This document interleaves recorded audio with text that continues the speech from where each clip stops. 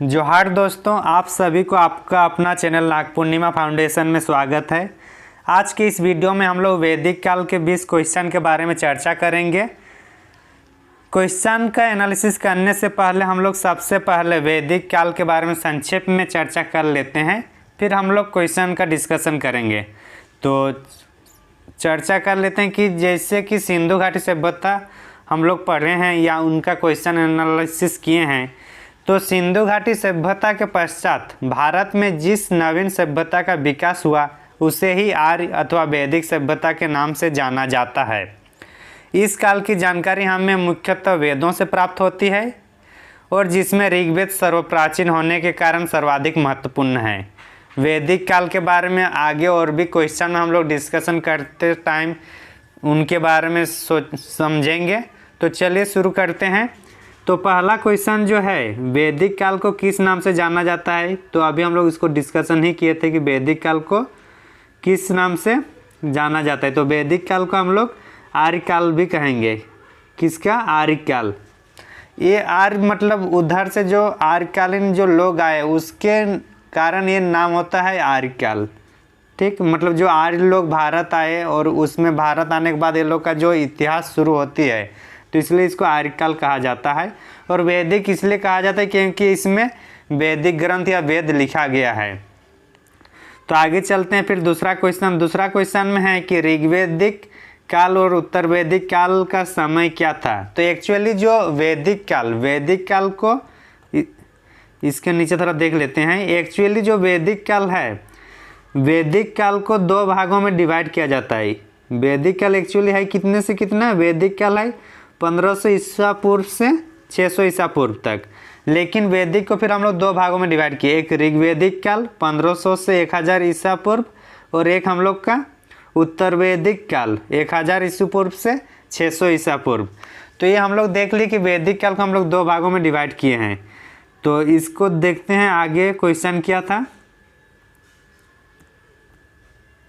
Question हमारा था कि वैदिक काल और उत्तर वैदिक काल का समय क्या था। तो हम लोग चर्चा कर लिए। इसमें ईसा पूर्व लिखना है, ईसा पूर्व, और इसमें भी हम लोग को ईसा पूर्व लिखना है। ठीक, बाकी सब सही है। और आगे चलते हैं तीसरे क्वेश्चन की ओर कि ऋग्वैदिक काल की एकमात्र रचना क्या थी। मतलब ये बोल रहा है ऋग्वैदिक काल मतलब कब से कब? 1500 BC से 1000 ईसा पूर्व ही था ना। तो इसमें जो एकमात्र जो ग्रंथ लिखी गई थी या वेद लिखी गई थी वो ऋग्वेद लिखी गई थी। बाकी तीनों वेद बाद में आया है। तो ऋग्वैदिक काल, इसका जो ऋग्वैदिक काल होने का नाम के होने का कारण एक ये भी था कि इसमें ऋग्वेद की रचना की गई है। तो ये हम लोग क्वेश्चन डिस्कशन कर लिए। आगे चलते हैं चौथे क्वेश्चन की ओर। चौथा क्वेश्चन है कि ऋग्वेद में कितने मंडल तथा कितने सूक्त थे। तो कितने मंडल और कितने सूक्त थे। तो टोटल इसमें 10 मंडल थे और 1028 सूक्त थे।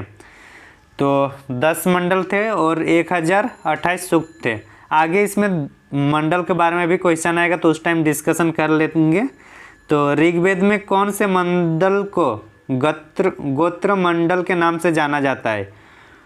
जैसे कि गोत्रों मतलब हम लोग समझते हैं ना कि भारतीय जो जाति व्यवस्था है भारत में, उसमें जाति तो है, उसके बाद जाति में भी फिर गोत्र व्यवस्था होने के कारण फिर उसमें भी डिवाइड होता है। तो उसी तरह से जो ऋग्वेद है इसमें टोटल कितने मंडल है। मंडल हम लोग 10 देखे थे। 10 मंडल में टोटल 1 2 इस टाइप से करके कितना है 10 है। तो 2 से लेकर जो 7वें मंडल तक है इसको हम लोग क्या बोलते हैं? गोत्र मंडल कहते हैं। 2 से लेकर 7वें मंडल को गोत्र मंडल कहने का मतलब है कि ये जो 2 से 7 जो मंडल लिखा गया है वो किसी एक परिवार या एक परिवार के मतलब एक गोत्रों के विशेष संबंधित जो कोई ऋषि था उनके परिवार ने ही लिखी है। तो अगर पहला अगर दूसरा वाला अगर मतलब ऋषि का नाम देखें तो दूसरा ऋषि था गृहस्मद भार्गव। दूसरा वाला कौन थे ऋषि? दूसरे में जो ऋषि थे उनका नाम एक बार देख लेते हैं हम लोग। दूसरे में जो ऋषि थे उसका नाम, इसका जो ऋषि था उस ऋषि का नाम था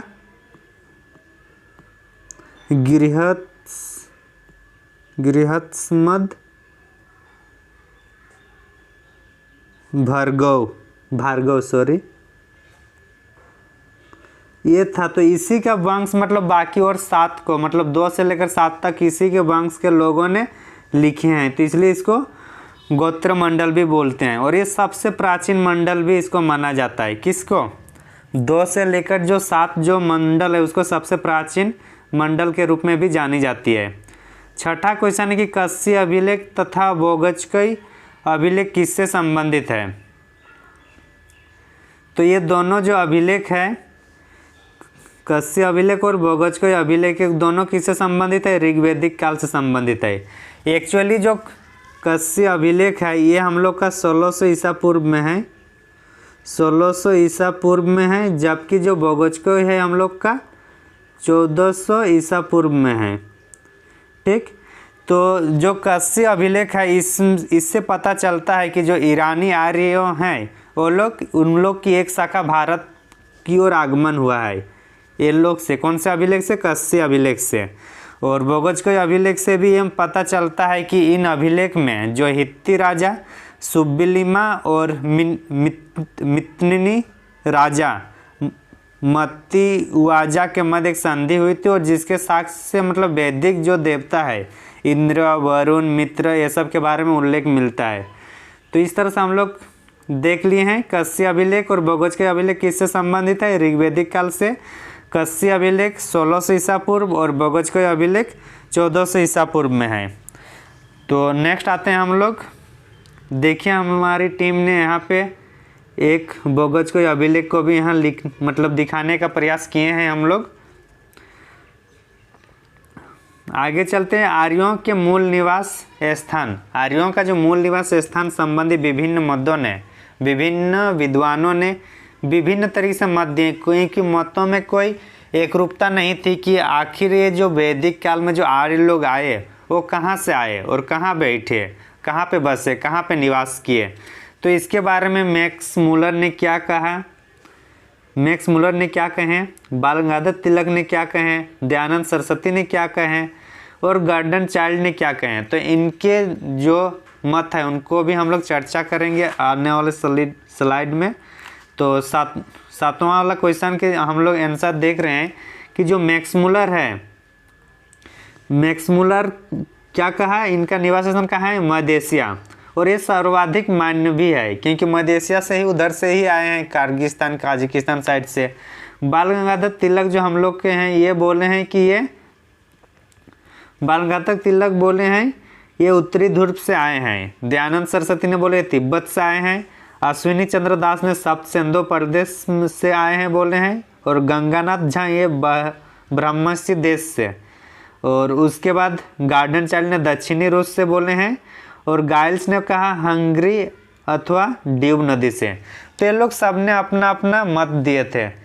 तो सबसे पहले अगर हम लोग देखें तो मैक्स मुलर का सर्वाधिक मान्य है और ये कहाँ पे है? इन्होंने बोला मध्य एशिया का है। फिर बाल गंगाधर तिलक ने उत्तरी ध्रुव बोला। उत्तरी ध्रुव मतलब रसिया के आसपास वाला जो क्षेत्र होगा उसको उत्तरी ध्रुव मान रहे हैं। फिर दयानंद सरस्वती तिब्बत बता रहे हैं। अविनाश चंद्र दास ने सप्त सिंधु प्रदेश कहा।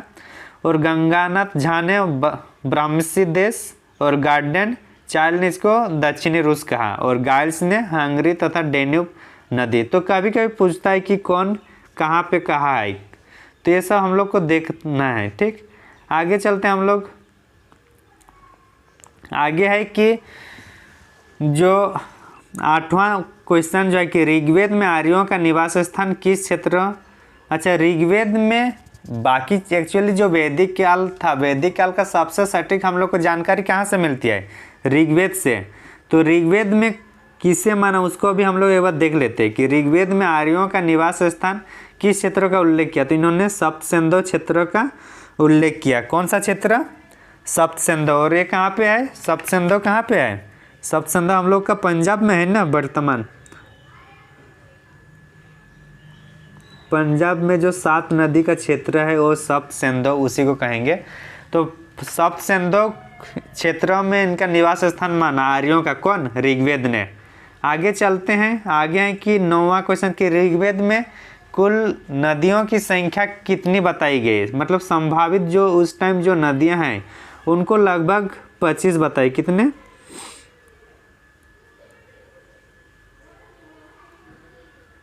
लगभग कितना? 25। तो ऋग्वेद में कुल कितनी नदियां मतलब पाई गई या मतलब उल्लेख किया गया है? मेनली 25 का। ऋग्वेद में सर्वाधिक पवित्र नदी किसे माना जाता है? इंपॉर्टेंट क्वेश्चन कि ऋग्वेद में सर्वाधिक पवित्र नदी किसे माना जाता है? तो सरस्वती नदी। ये क्या है? इंपॉर्टेंट है, याद रख लीजिए। और सरस्वती नदी को और किस नाम से जानाता है? नदीतमा। मतलब नदीतमा मतलब नदियों का माँ।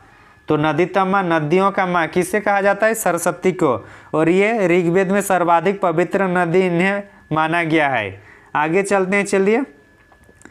ऋग्वेद में हिमालय की चोटी को क्या कहा जाता है? जो ऋग्वेद है उसमें हिमालय की चोटी, जो ऋग्वेदिक आर्य लोग थे वो लोग हिमालय की चोटी के बारे में भी जानकारी रखते थे। और उनको क्या कहते थे लोग? मंजुवत। मंजुवत किनको कहते थे? हिमालय की चोटी।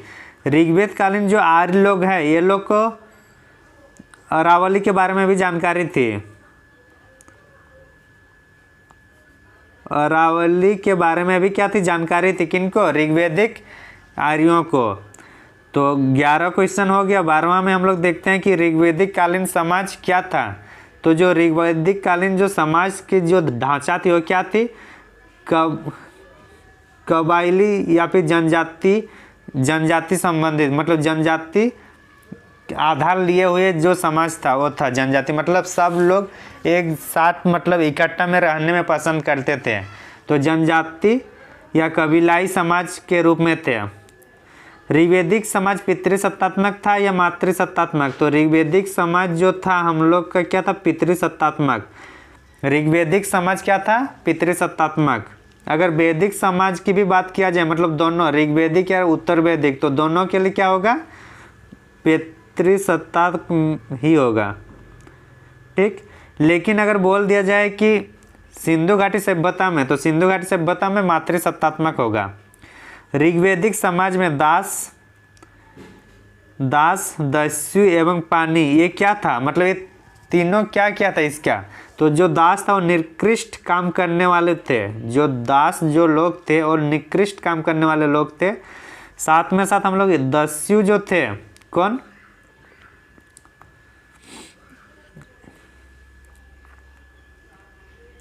जो दस्यु जो थे, दस्यु जो थे ये लोग मूल निवासी थे और ये लोग किले में रहते थे। ये लोग लिंग पूजा भी करते थे और हल्का काले रंग के होते थे दस्यु। पानी जो था ये पशु चराने वाले थे। कौन थे? पशु चराने वाले थे। कौन?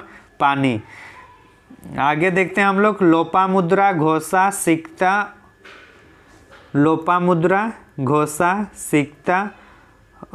ओपला, विश्वरा जैसी जो विदुषी स्त्रियां थी, विदुषी मतलब पढ़े लिखे थी ये लोग।